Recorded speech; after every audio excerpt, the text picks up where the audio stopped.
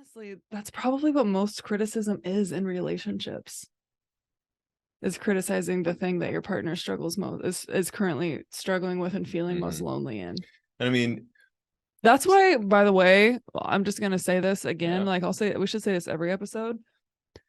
Um, it is. I think it's really healthy to have a no criticism policy in your As much as relationship. you can, yeah. Like we don't criticize each other. Mm-mm. Like criticism and resentment are the relationship killers. Oh man. Like Yeah. you can have a relationship where you have hard conversations about the needs you need to get met and all that stuff without criticism. Mm-hmm. Criticism is totally unnecessary. Yeah, criticism should be only used as a joke. Yeah. Except when you call me a bummer. We'll get into that. That's in another episode. Yeah, to kind of go off of that same thing, sometimes you have to be a little bit aware too of, you may be criticizing or like not positively commenting on something that someone's struggling with because you're unaware. Yeah. And that's, part of relationship too, is you got to ask those questions, and you got to kind of have that insight of, if you're expecting someone to be doing something and they're not doing it, it's not because they're, worthless, or they're not trying hard, or they're just a bummer. There's usually a pretty legitimate reason behind it, even if they are not doing it because they don't want to. Like, there's a layer deeper with that. And just criticizing someone is like the least motivating way to motivate someone. Yeah. Our policy is also a zero shame relationship here, because as much as everyone's been taught that shame is like the king of motivators, it is actually the worst. Like, you might as well just get out a belt and like slap someone and say, like, giddy up. Which unfortunately was the way people used to do it too. So human evolution. So yeah, sometimes when you see that your partner is struggling with someone, or they're not meeting your expectations, first of all, you got to check your expectations, because expectations are a one-way road to being disappointed. Yeah, I think expectations are different than the needs that you need to get met. Right.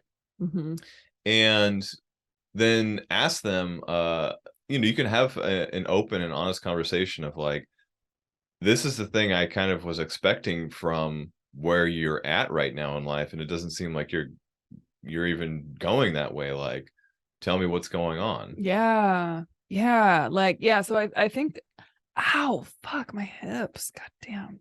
Oh, sorry. I'm turning into old lady people. Yeah, so I think that's kind of where I was feeling lonely, is like, I've been really struggling inside, but it's I've been struggling in luxury and a luxury of time. Yeah. And so I think it was really powerful and motivating for me to see your loneliness, and because it gave me a reason to start moving more, or to start, like, physically showing up for you more.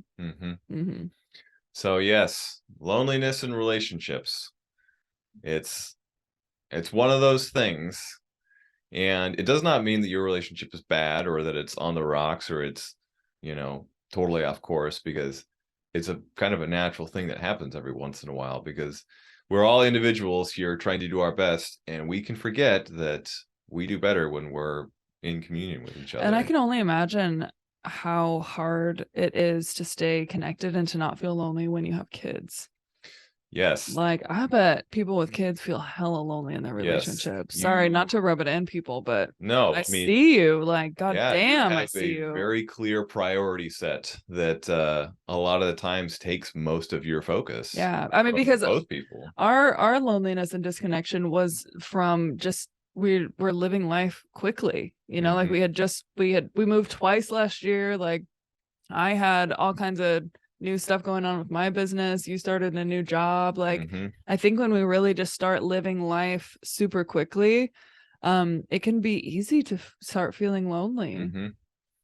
Yeah, it's a part of that thing in relationship where getting routines and getting stability, that's usually always a good thing, because then that gives you time to really move forward with other things, gets your basic needs met, all that kind of stuff.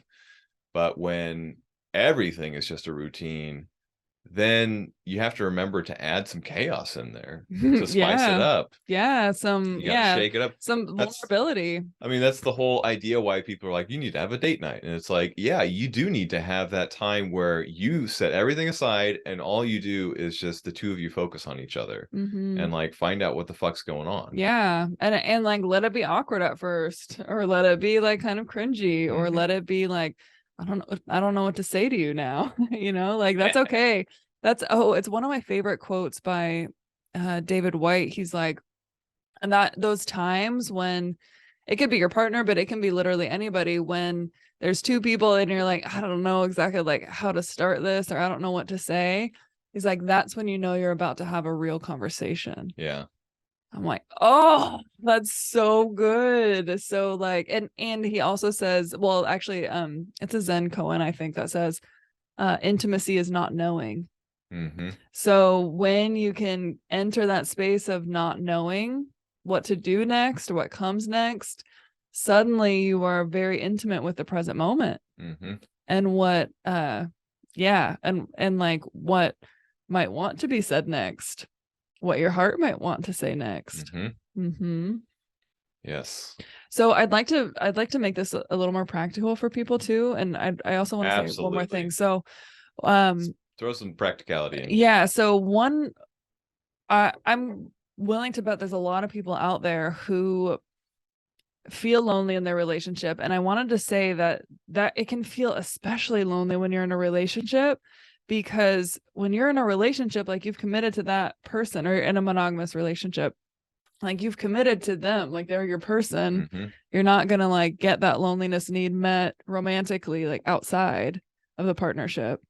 But if you're feeling lonely in the partnership and you're feeling like your person isn't even like connected to you, and you can't really like go out of the relationship without like blowing it up, like what did those people do? Like that's what I mean, like the practical. You sit on your hands, do nothing. That was me when I first moved down here. Oh yeah, when I was still living in Oregon. Yeah. You sit on your hands and behave. Well, but I mean, like if it's been going on for a while, like I mean, I would just say it's the thing that you really don't want to do, but like tell your partner how you're feeling. Yes. Vulnerability. Tell your partner that you're feeling lonely. Tell your partner like how loneliness feels in your body. Especially if you're a feminine creature talking to a masculine creature, telling him like the impact that it's having on you in your body and like how it physically feels. Like they understand that language. Yes, we do. Yeah. Yeah, because like when you're saying I'm feeling this and I'm feeling this and I'm feeling like this, the masculine's like, okay, that's great, but like as soon as you say, and it feels like you know, the sinking feeling in my body, and it's like heavy, it's like you know, it's like then they're like, oh, it's like that. Oh, got it. Is that true? Yeah. That's really true. Yeah. And the opposite way, because this goes from both sides, men and women. Like men, when you can surrender to letting out those emotions and sharing that vulnerably with your partner, that turns on that sexual magnetism between the two of you. Yes. It does. It will bring that feminine creature closer to you. That's because the intimacy that she's been waiting for. The very thing that you think you're not supposed to talk about. Like, yeah, intimacy doesn't have to always be sexy times. Intimacy can be this is the thing I'm struggling with right now. These are the emotions that I don't know how to sort out.